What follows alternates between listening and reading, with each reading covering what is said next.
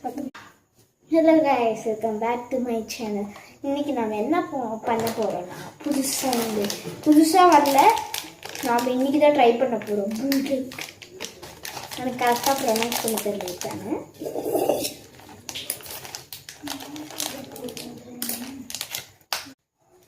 So வந்து cut பண்ணி நாமளே செய்யலாமா?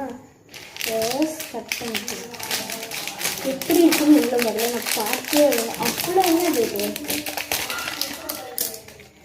ஓகே, நான் ஒரு சில திங்ஸ்லாம் மறந்துடுவேன், அதனால இந்த கட்டாய் தான் வரும்.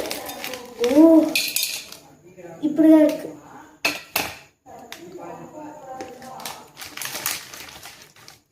இப்போ சாஸும் பவுடரும் புல்டெக் மேகி மாதிரி இருக்கும், ஆனால் ஷேப்ஸ் டிஃப்ரெண்ட்டு.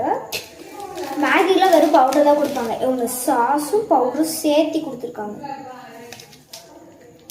பவுட்ரு சாஸ் நான் எப்படி செய்யறதுன்னு உங்களுக்கு ப்ராசஸாக சொல்லிட்டேன். வாங்க நெக்ஸ்ட்டு ஸ்டவ்வு பற்ற வச்சுக்கலாம். ஐயோ, எனக்கெலாம் பயம் இந்த ஸ்டவ் பற்ற வச்சுது.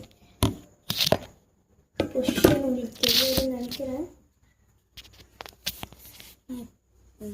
உங்களுக்கு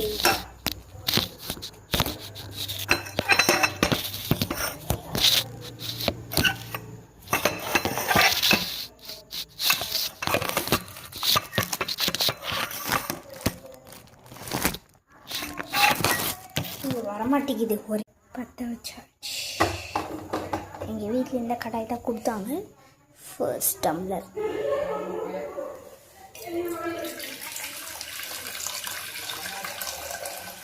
இது ஒன்று.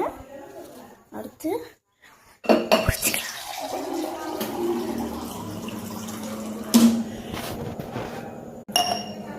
எடுத்து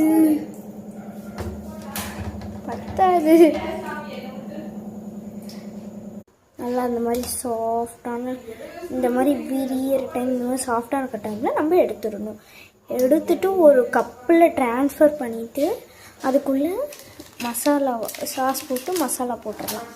அதுக்கப்புறம் போட்டு சாப்பிட்டு டேஸ்ட் பார்க்க வேண்டியது தான். நான் நெக்ஸ்ட்டு காமிக்கிறேன். இது இப்படி கட் பண்ணி டக்குன்னு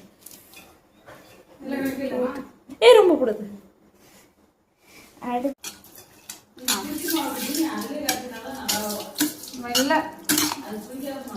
சூப்பராக இருக்குது. நீங்கள் பவுடர் போட்டு சாப்பிடுங்க.